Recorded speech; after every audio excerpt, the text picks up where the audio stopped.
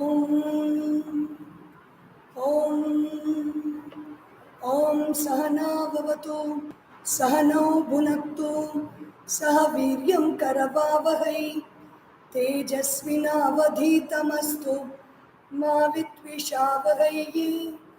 Om Shanti Shanti Shanti. Hari Om Shri Gurubhyo Namaha.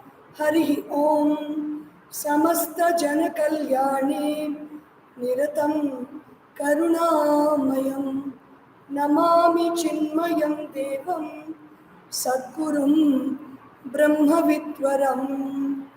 Om Sada Shiva Samarambham Sankaracharya Madhyamam Asmadacharya Paryantam Vande Guru Paramparam Vande Guru Paramparam.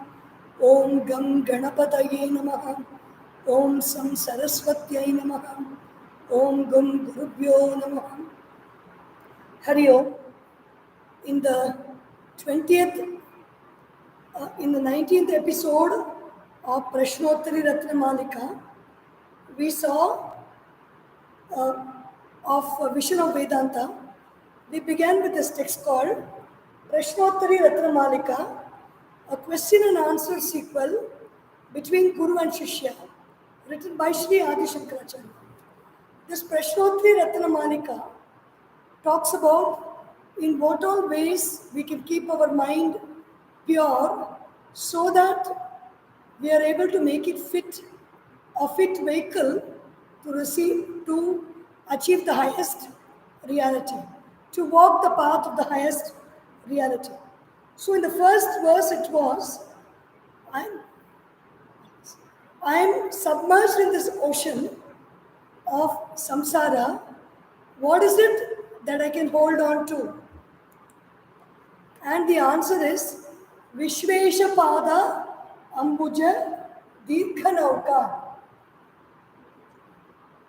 Holding on to the feet of that Ishvara, Vishvasya Ishaha, the Lord of this moving universe, which is the form of the deity that we know of, any deity that we know of. Holding on to that deity is the long boat by which we travel on this ocean of samsara. The second question by the student is, Baddho hi koyo vishayanuragi kava vimuktihi vishaye viraktihi kovasti ghoro narakasvadeha Trishnakshayaha Swargapadam Kimasti. So this Prashnottari Ratna Malika is guiding us about what are all the things that we need to know about life. What is bondage? What is liberation? How do I get bound? What is the means to be liberated? For living happily in this world, this knowledge is very essential. Baddhaha hi kaha yaha vishaya anuragi. Who is a bound person? A bound person means not necessarily somebody who is physically tied by ropes. Our minds are tied by something, and that is preventing us from functioning happily in this life. So what is that bondage? Baddhaha hi kaha. Who is a bound person? Vishaya anuragi. One who is going behind objects of the senses.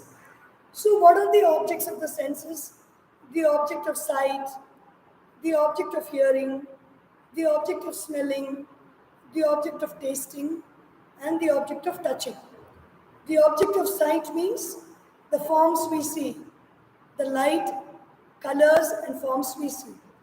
The object of hearing means what all sounds, the conversations, the music, the gossip, the talks, anything that we may hear.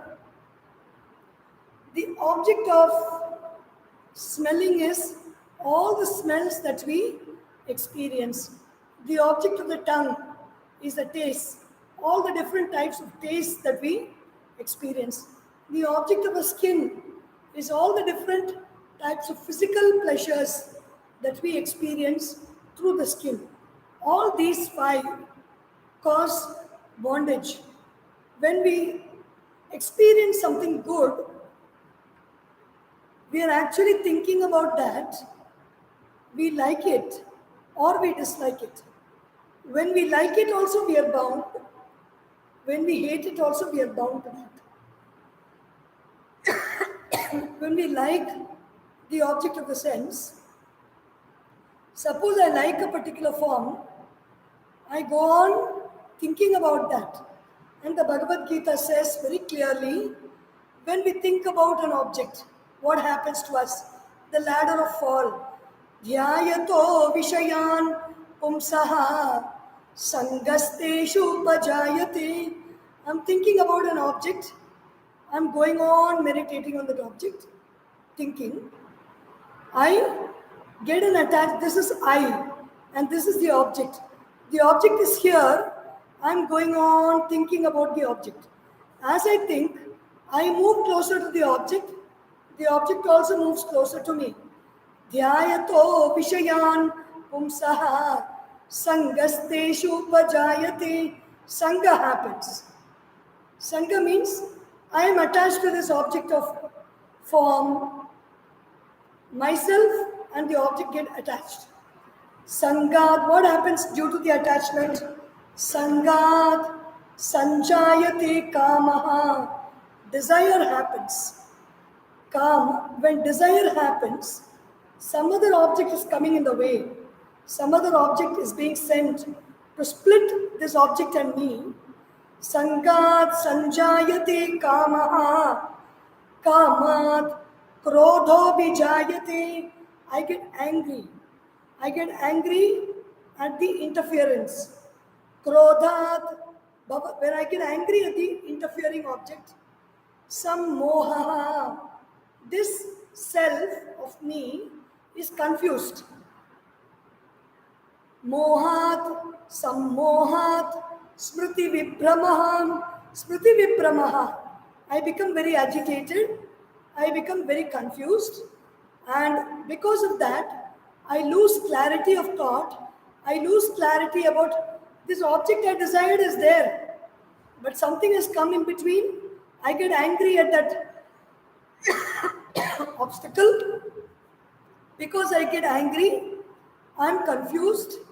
Because I'm confused, my mind is cluttered. Because my mind is cluttered, I am not able to see with clarity of who I really am. Smriti, if I'm not able to see with clarity of who I really am, Smriti Bhramshat Buddhi Nashaha, my intellect is destroyed.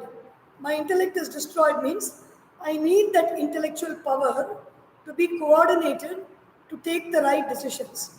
When my intellect is destroyed, I take different decisions which are not really going to give me either my object of happiness or the path I need to walk in life. Both will get destroyed. Smriti Bhramshat Buddhi Nashaha. Then what happens to that person? Buddhi Nashat Pranashyati. Pranashyati means Prakarshena Nashyati. If intellect is destroyed, mind is destroyed. If mind is destroyed, the capacity of the senses to focus clearly is destroyed. If the capacity of the senses to focus clearly is destroyed, everything is destroyed in this whole world. So, Baddho hi koyo vishayanuragi. Who is a bound person? One who is going behind the objects of the senses. The object of seeing, the object of tasting, the object of smelling, the object of touching, and the object of hearing. Then what is the solution for that? Kava vimuktihi vishaye viraktihi. So in the previous line when I explained, I said that Whether it is desire also for the object or hatred of the object also we are bound. When we hate some person, when we hate something, we are, even without our knowledge, we are constantly thinking about that. When we think about an object, either with love or with hatred, the same ladder of fall applies. Dhyayato vishayan pumsaha. It is only saying dhyaya, meaning meditating about an object. We may meditate with hatred, we may meditate with love. In both ways, it is a very intense meditation. So we become bound by hatred and by love very, very fast. By love also, we may not be bound very fast because we love it, we are not going to think so much. But when we hate something, compulsively we'll think a lot about that. Kava vimuktihi, what is the way to be free of that bondage with sense objects? Vishaye viraktihi. I just should detach from all the objects of the senses. Meaning, I should not approach the object of the senses with likes and dislikes. The way to detach is to have no likes and dislikes. The other way to detach is to hold on to the feet of that Lord, the first verse again, to hold on to that feet of that Lord. I have love for that presence, the divine presence of Ishvara. The divine presence is always going to be there with me. It never leaves me. It is like my own breath. Gurudev Swami Chinmayananda ji says, the only thing that will never leave you in your life is your heart. When it leaves, you're not going to know about it. So we don't need to worry. Hold on to that Ishvara. Vishaye viraktihi vimuktihi. I can be free of the bondage of my attachment to the senses by withdrawing from them. How to withdraw? It is not so easy to withdraw for us by ourselves. We hold on to the lotus feet of the Lord. We hold on to our Ishta Devata. We hold on to whatever we really love to do in this world. In this world, there is one way of withdrawing from other things.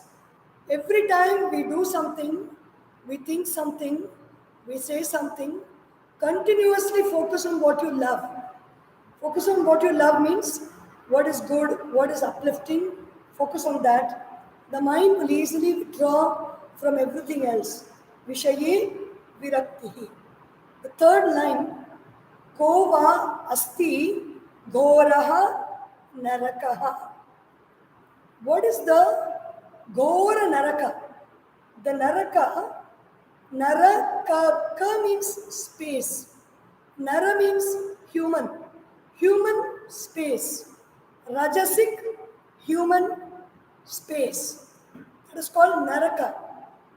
What is that Naraka? Swadehaha. We are thinking Naraka is a place where we go to get burnt in the eternal hellfire. There is no such place like that. This human body is the Naraka. We are in a temporary hellish space called the human body. We really don't think so much about the problems that arise out of this body, the problems, the limitations that arise, the pain that arises, the suffering that arises, the diseases that arises, the laziness that arises, the lack of alertness that arises, the ignorance that arises, the dullness that arises, the grief that arises. Patanjali Yoga Sutra gives us 5 kleshas and 13 obstacles. We can see all of them one by one. These are all the obstacles in the body. What are the kleshas? Avidya, ignorance. Because of this body, we are suffering from the problem of ignorance.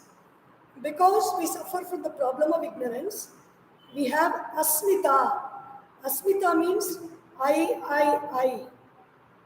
Always I'm thinking of very selfishly of one limited entity of I. Then you have raga. The previous thing is attachment to sense objects of pleasures. Raga. The mind goes behind something that it loves, something that it thinks that it gives joy. The next is dvesha. The mind runs away from that which gives it sorrow. Abhinivesha. Constant fear of dissolution, constant fear of death, constant fear of being cut down by others, put down by others. Always we are living in fear, abhinivesha. These are all the five kleshas. And then you have antarayas or the obstacles. They go like this. Vyadhi. Vyadhi means disease. Adhi means mental disease. Vyadhi means physical disease. Vyadhi. Sthana. Sthana means laziness. All the time unable to move the body, not think clearly with the mind. Sthana. It is born out of disease, a disease condition of the body. Sthana. Samshaya, expressing doubt all the time. I can understand, but I have a doubt. Doubt means the mind viruddha avagahi. The mind is running between two polarities. The mind is not settling down to understand and focus on an answer. It goes yes, no, yes, no. I don't know, I know. I don't know, I know. So the mind is just hopping between two extremes. That is doubt. This is an obstacle for the mind. Samshaya. Then avirati. So here he says, Vishaye viraktihi.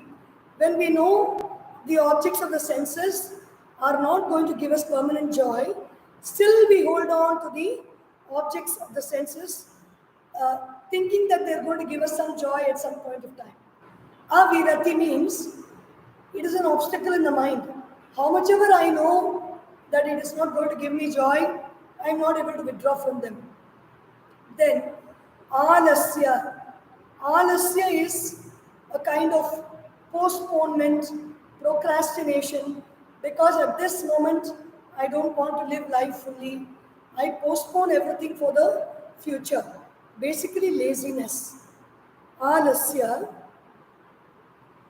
Then Bhranti Darshana. All the time, I'm not having a clear vision of life. I'm not seeing life as it is. I'm seeing the person, I'm seeing the physical body, I'm seeing the mind, I'm seeing the speech, I'm seeing the action, and I come to decisions. I'm not seeing life all the time. So that is called Bhranti Darshana.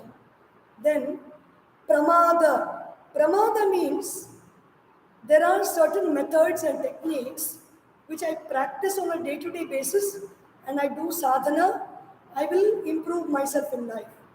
That is doing abhyasa, doing sadhana.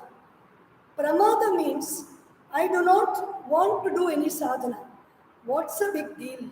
Just enjoy life, eat, sleep, make merry, go here, there, talk to people, watch YouTube, enjoy Facebook, Instagram, Twitter, scroll WhatsApp, keep messaging to people all your glories all the time, eat, sleep, and enjoy life.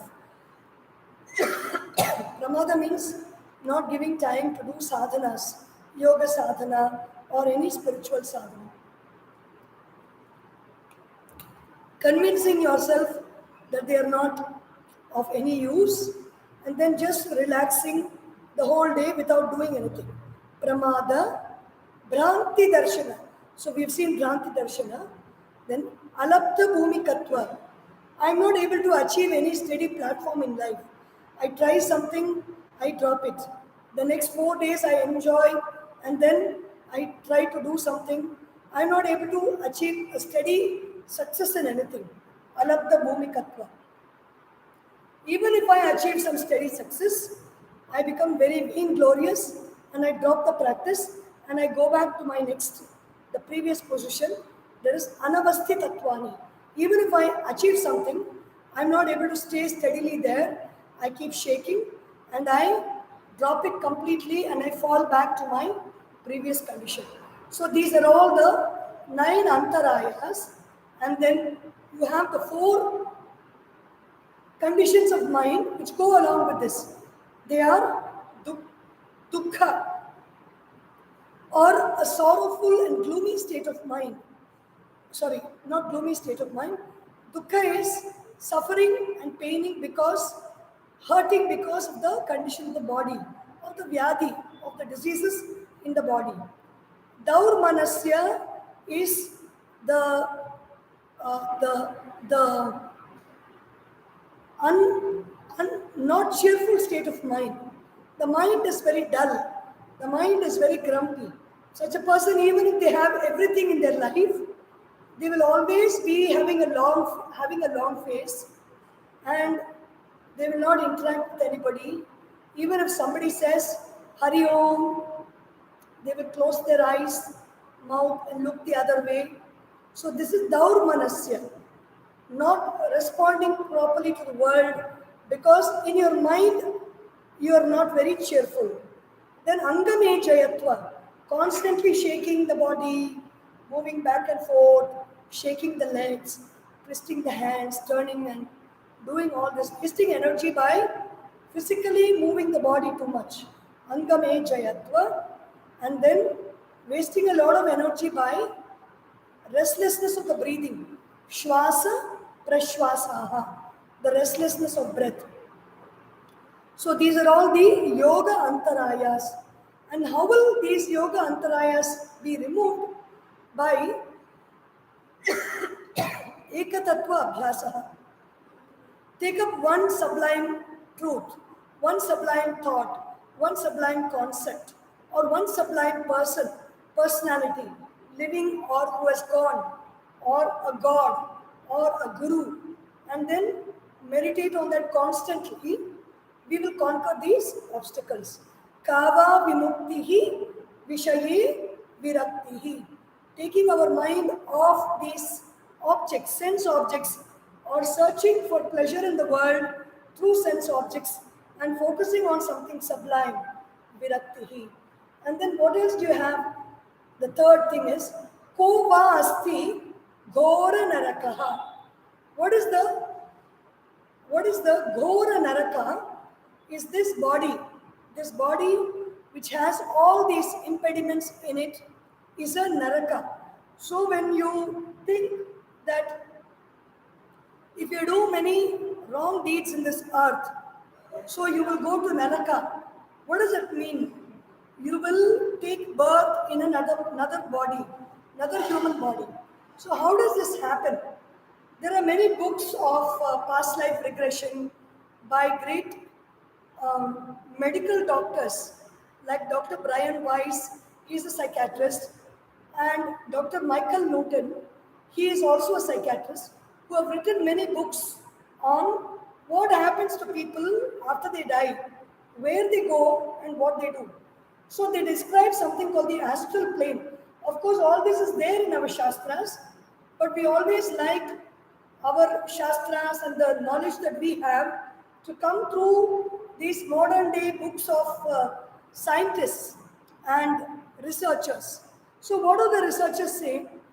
There is an astral plane that the entity that has left the body goes to. And in this astral plane, it is a time for thinking. A live screen review comes. And whatever we have done harm to others in our journey of life, these are all the things that come first to us. So if I have harmed somebody consecutively over a long period of time, the disturbance that that person experienced is the disturbance I feel immediately after my death. Because while living, we have the physical body to protect us. When we are dead and gone, the physical body is not there to protect the subtle body, which is what we call us that goes and comes. And then this subtle body experiences all the wrongdoings which those people experienced caused by us. Immediately there is no mistake in all this. Even the postman can deliver the letter mistakenly to some other house. Karma, the letters of karma comes to us directly. So when we experience it in the other world, when we are not in the body, we feel so much of the pain that immediately we take a resolution. These are all recorded in many past life histories and stories that people talk about, near death experiences and other things. So the being feels so much of remorse and penitence that they have done this to the others, that they immediately take a sankalpa in their mind that I will take another life and come and experience whatever harm I've done to the other person, I will go through that experience myself. And that is how we come again. Whatever we have done to others, we voluntarily take it upon ourselves and make others do it to us, and we go through those experiences. So Bhagavan Shri Adi Sankaracharya says, Kova asti ghoraha narakaha. Ghora means rajasic, horrific naraka. Something that you cannot imagine. Not the type that is described in the Puranas, where you're burning in hot oil or Asipatra Vanam, you're going and walking through fields of grass, which is like blades of grass. They're real blades through which you walk. Not that. This physical body itself is a Ghora Naraka. Svadehaha, says Bhagavan Shri Adi Shankaracharya. And then the last line, Trishnakshayaha Swargapadam Kimasti. Swargapadam. So he spoke about Naraka. What is Naraka? Naraka is not going to some place which is hell and only suffering there, coming back in this body. Again, we can also be in Swarga, coming back in this body. We don't necessarily need to be in Naraka. So what is Swarga Padam? What is Swarga? Sushtu Vargaha, a good group, meaning a satsanga is Swarga. When you have good-natured people around you, when you have a loving family around you, when you have loving relatives to take care of you, and you are loving to them and they are loving to you, know that you are living in Swarga. So what is Swarga? Swarga Padam Kim Asti Trishna Shayaha. When I give up my unending desire, a desire that cannot be quenched at all. I take one bottle of liquor, I have the desire, my desire is only temporarily quenched till I get knocked out.